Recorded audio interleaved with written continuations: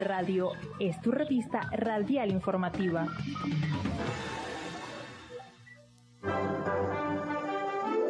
La entrevista del día.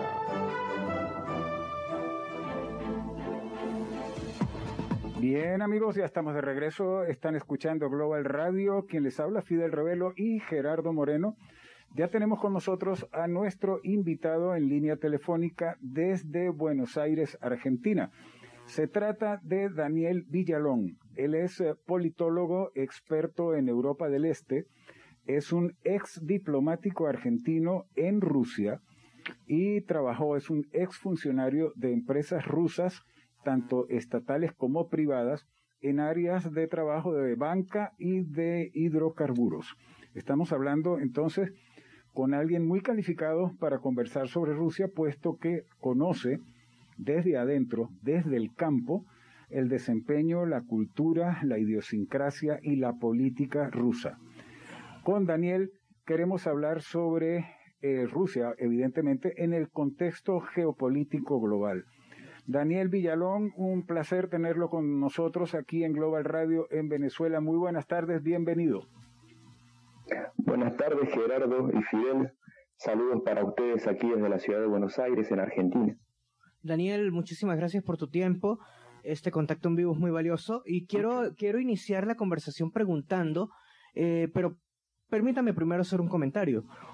En Europa se acaba de hacer público no hace mucho en algunas televisiones de los países europeos que Rusia tendría por lo menos los planes operativos para invadir Ucrania desde hace un año. Eso lo aseguran entendidos en materia de seguridad y defensa. Daniel, ¿por qué se produce en tal caso esta invasión rusa del 24 de febrero que echó por tierra en realidad cualquier tipo de acercamiento, de negociación, de diálogo entre Moscú y el mundo occidental? ¿Por qué pasó esto? Bueno, mira, Gerardo, esto no pasó porque estuvo planeado desde hace un año. Esto estuvo planeado desde hace más de 10 años. En realidad, esto es algo que los especialistas veníamos llamando la atención desde hace mucho tiempo y, bueno, los hechos han sido los que finalmente nos terminaron dando la razón. Vladimir Putin no ha aplicado ninguna receta nueva. Esto es una receta muy vieja, es el concepto de una nación acorralada por países que la amenazan, un autócrata psiquiátrico en el poder, donde se elimina la oposición, donde se elimina a la oposición política, donde se elimina a los medios de comunicación independientes, se maneja el país discrecionalmente, sin ningún tipo de institucionalidad, las instituciones se van destruyendo, eliges un enemigo para justificar esta guerra, se cometen crímenes atroces de genocidio, se destruye infraestructura civil, se realizan asesinatos de civiles en masa y luego intentas ocultar el genocidio a través de fosas comunes. Bueno, esto lo hizo Adolf Hitler en Alemania y lo hizo Vladimir Putin ahora. En todos estos métodos que yo te describí, no hay ninguna diferencia entre Adolf Hitler y Vladimir Putin, salvo en la dimensión del horror, ¿no? En eso, obviamente que Putin no está todavía a la altura y ojalá que nunca la esté. Los métodos que te describí son exactamente los mismos.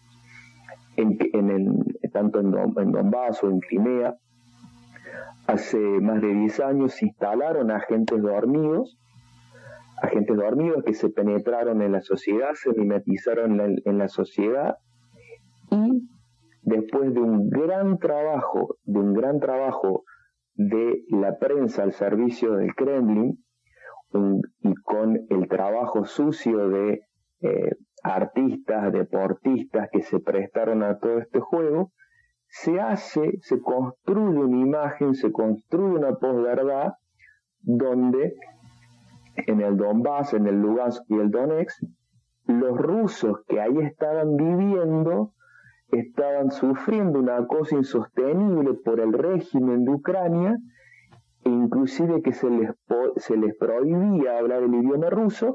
Entonces eso genera una explosión de una rebelión espontánea, que es lo que vemos ahora y con lo cual muchos medios políticos, presidentes, empresarios se sorprenden. En realidad lo que sucedió es que ni los habitantes de Crimea, ni los habitantes de Lugansk, ni los habitantes de Donetsk son rusos, son ucranianos, y que a nadie de ellos se les prohibió hablar el idioma ruso como segundo idioma. Lo que sí es que entró en vigor una ley recién después de transcurrido 25 años de independencia de Ucrania, donde esa ley decía que si vos querías ser empleado público o empleado del Poder Judicial de la Nación, tenías que dominar el idioma ucraniano, porque es el idioma del país, desde hace 25 años de independencia. ¿Qué pasaba? Que una persona joven iba a ser juzgada, el juez lo juzgaba en ruso, es decir, en un idioma que no es del país, y el acusado no entendía lo que hablaba el juez. Entonces, si vos querías hablar ruso o cualquier idioma lo podías hablar, pero si querías tener un empleo público, tenías que hablar el idioma ucraniano. Si querías trabajar en la actividad privada, podías no hablar el idioma ruso sin ningún problema. Entonces todo eso se lo maquilló, se lo pintó, y se trabajó con los medios y con actores sociales que prestaron sus servicios a buen precio. Se logra instalar todo esto que genera en esta invasión, que provoca esta invasión y que nos lleva a haber presenciado atrocidades de genocidio que no se veían desde la Segunda Guerra Mundial, que han puesto a Rusia lamentablemente en un lugar de la historia de haber pasado de una nación co-vencedora contra el nazismo a la continuadora del nazismo. Qué horror, sí, así es. Así es. Estamos hablando, amigos, con Daniel Villalón, politólogo argentino, experto en Europa del Este, ex diplomático de su país en Rusia y una persona que conoce muy bien el fenómeno ruso. Quería preguntarte, Daniel, lo siguiente, en línea con lo que nos vienes comentando. Evidentemente se trata de un accionar muy particular de Vladimir Putin en respuesta, o siguiendo una pauta, una línea de estrategia personal, o es algo ruso. Es lo que te hago la pregunta para que nuestra audiencia, y nos ayudes a ubicarnos a nuestra audiencia para entender qué es lo que está pasando en Ucrania y por qué Europa en todo su conjunto hoy se siente amenazada por Rusia, porque se habla de la amenaza rusa, aun cuando está Putin al frente. ¿Puedes, por favor, explicarnos un poco esto? Bueno, Fidel, y hay vos y tus colegas, ustedes están en Venezuela. Creo que yo no tengo que venir desde la Argentina a explicarte a vos con respecto a tu pregunta de si esto es un fenómeno ruso.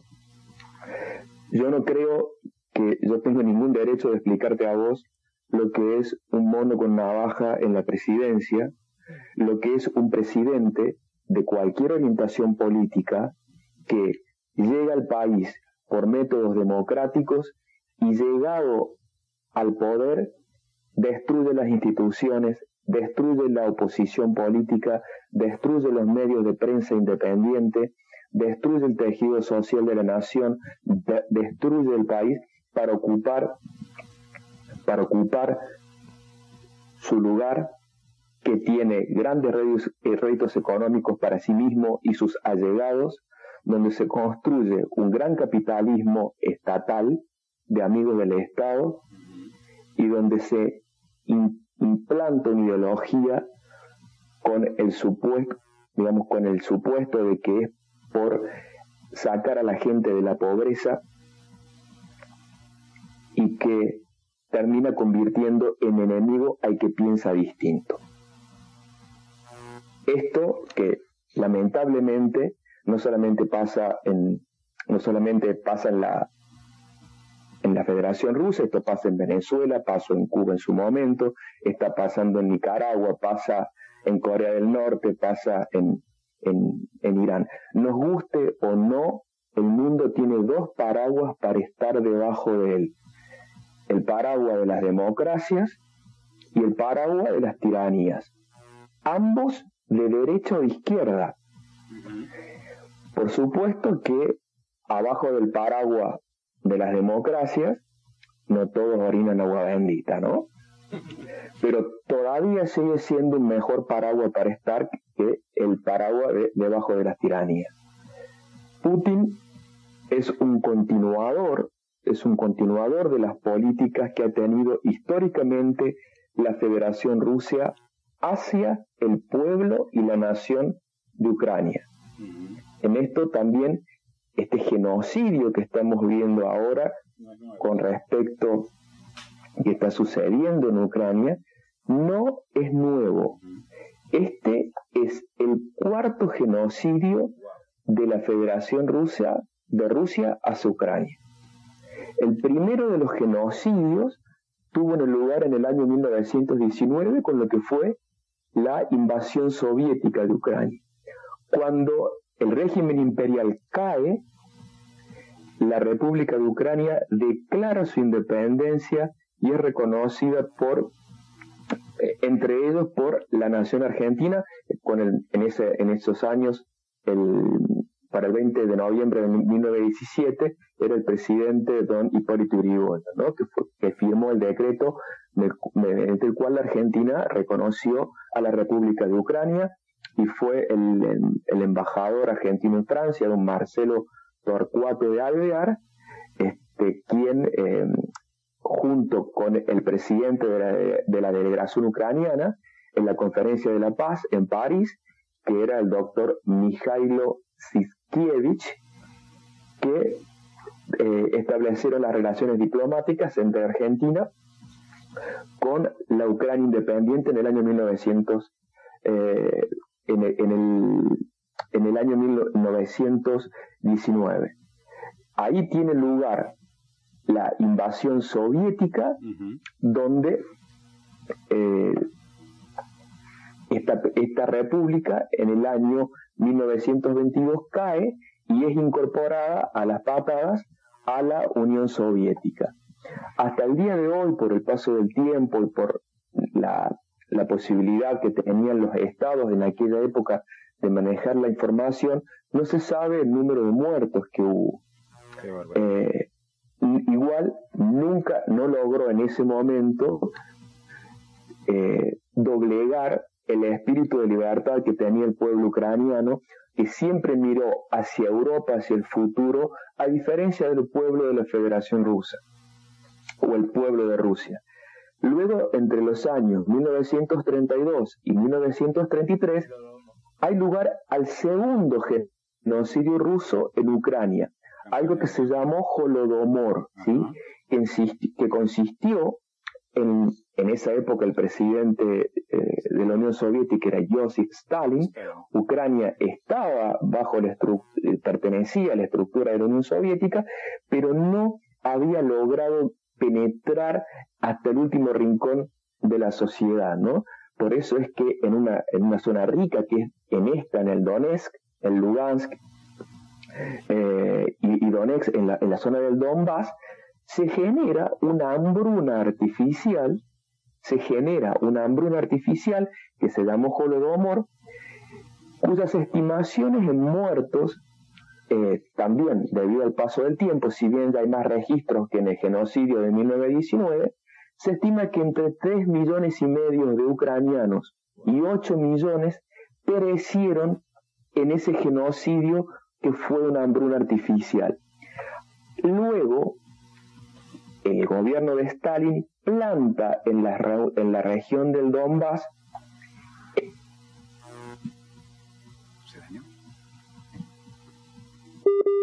Continuamos en vivo en Global Radio. mientras restablecemos la comunicación con nuestro invitado, les comentamos que estábamos conversando con Daniel Villalón, politólogo, experto en Europa del Este, ex diplomático argentino en Rusia. 8 millones de ucranianos.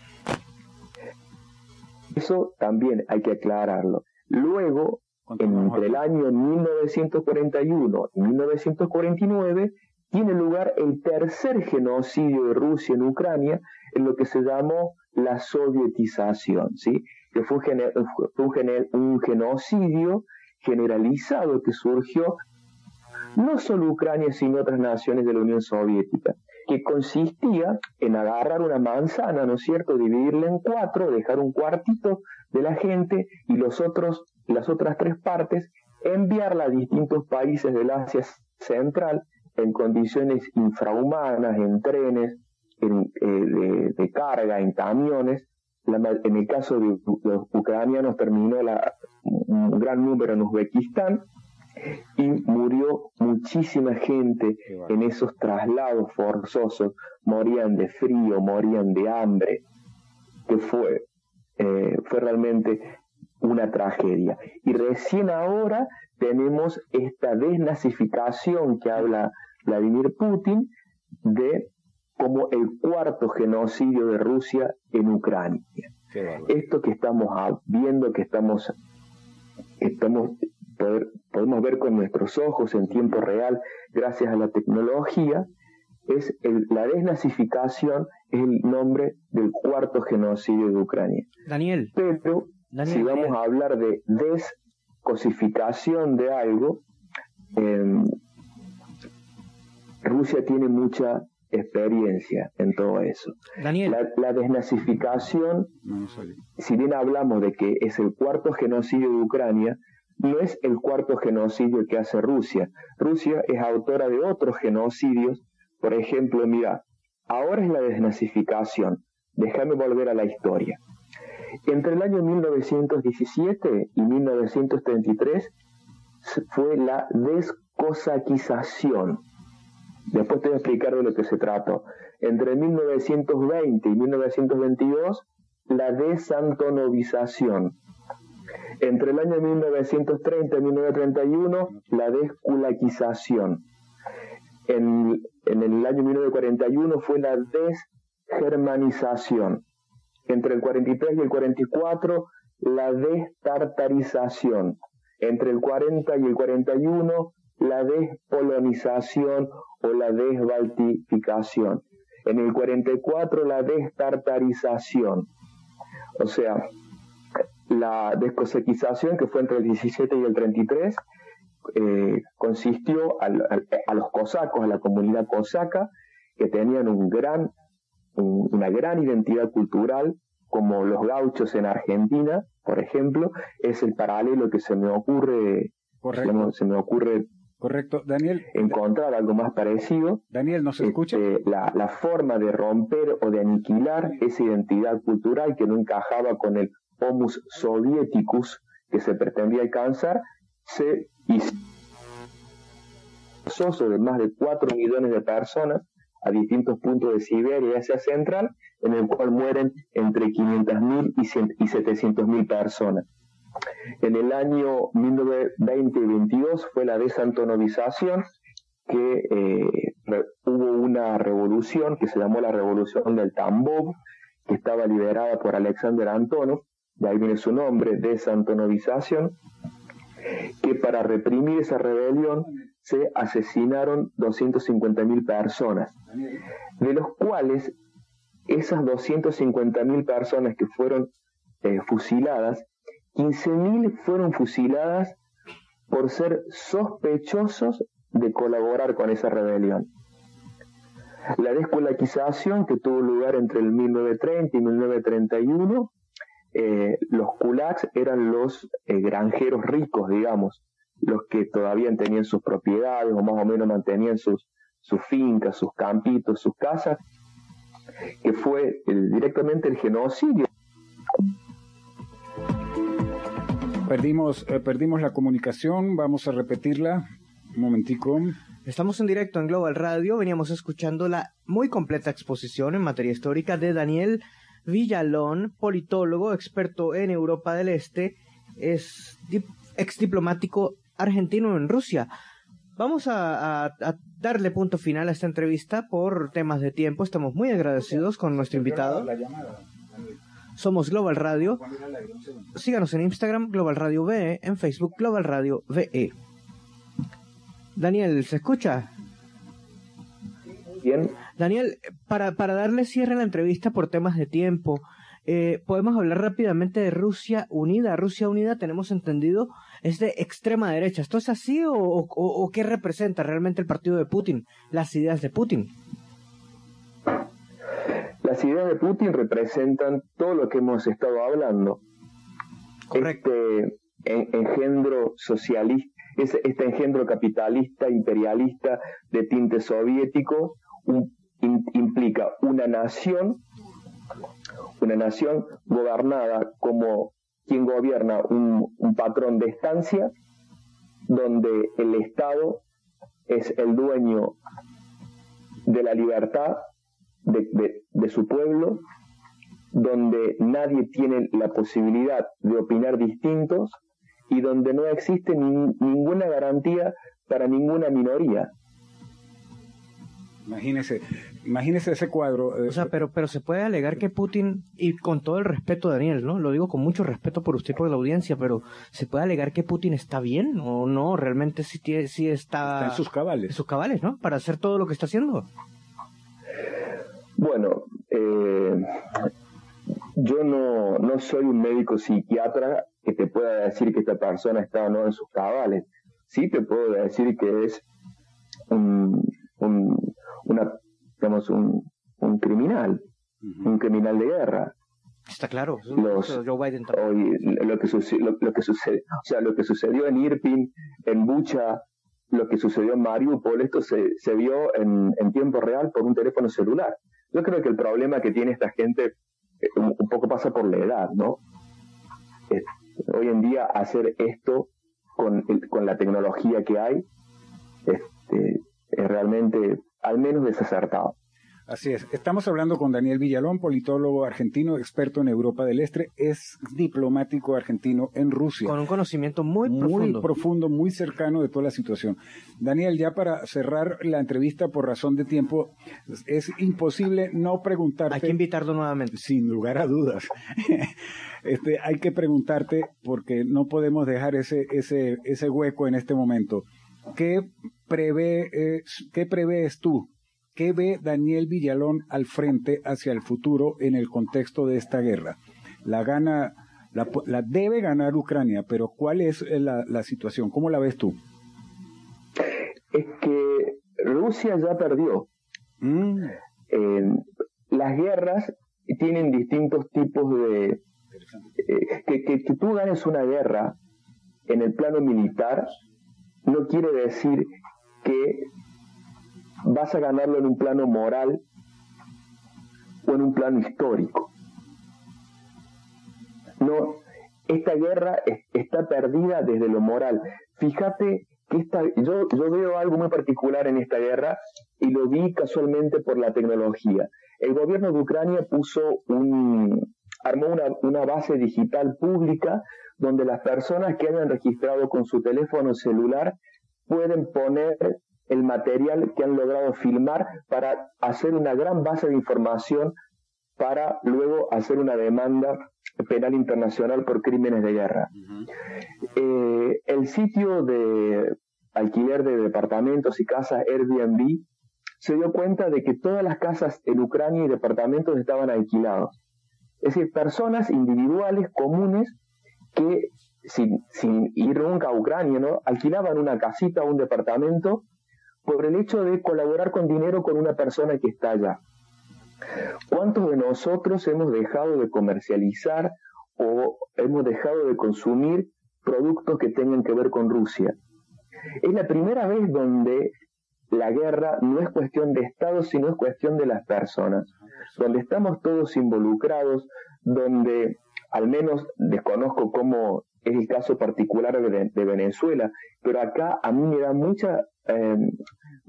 orgullo cuando voy a las marchas por Ucrania, porque más allá de eso, yo tengo la mitad de mi familia en Ucrania, ¿no? Y yo veo ahí a mis amigos rusos que emigraron de Rusia porque no están de acuerdo con ese gobierno criminal apoyando. Veo a mis amigos hermanos venezolanos que hay aquí, que también están dando su apoyo a los emigrantes cubanos. Entonces, cuando tenés un pueblo a nivel internacional que está en contra de lo que vos estás haciendo, ¿hasta dónde te sirve un logro militar?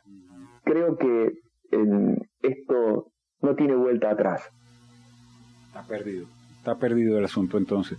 Caramba, Daniel, muchísimas gracias por tu participación, por esos criterios tan claros, esas explicaciones tan precisas, con esa profundidad del manejo de la historia. Y antes de irnos, simplemente aplaudir ese último comentario tan claro y tan preciso, porque es cierto, Daniel, coincido con usted totalmente y creo que Fidel está de acuerdo. Sí, Rusia ha perdido la capacidad del relato en la guerra y sobre todo la batalla moral. De nada le van a servir los triunfos militares, porque igual van a ser revertidos militarmente también. Imposible. Hay cosas de las que no se vuelven. Pasó de ser un país junto con las naciones democráticas del mundo co-vencedora contra el nazismo a ser la heredera del nazismo en el siglo XXI. Sí. Lo único que diferencia hoy a Vladimir Putin de Adolf Hitler es la cantidad de muertos. Los métodos son exactamente los mismos. Sí, esa es la realidad. Esa es la realidad. Daniel, te queremos comprometer desde ya para que nos acompañes en otras ocasiones a futuro, de manera de poderle seguir el paso a esta situación, porque hay la posibilidad, pues muchos tememos esto, de que el conflicto se extienda, se generalice en el tiempo y en la geografía, ¿no? Y entonces habrá muchísimo que material que abordar y que conversar y que analizar en el futuro, y nos gustaría contar con tu participación. Bueno, esperemos que pronto podamos hablar de que esto pasó y de que los criminales son juzgados. Amén. Dios quiera. Así sea. Dios quiera. Caramba, muchas gracias, Daniel. Estaremos en contacto. Un saludo, que tengan buen día, buenas tardes para todos desde aquí, desde Buenos Aires, en Argentina. Muchas gracias, muchas gracias. Amigos,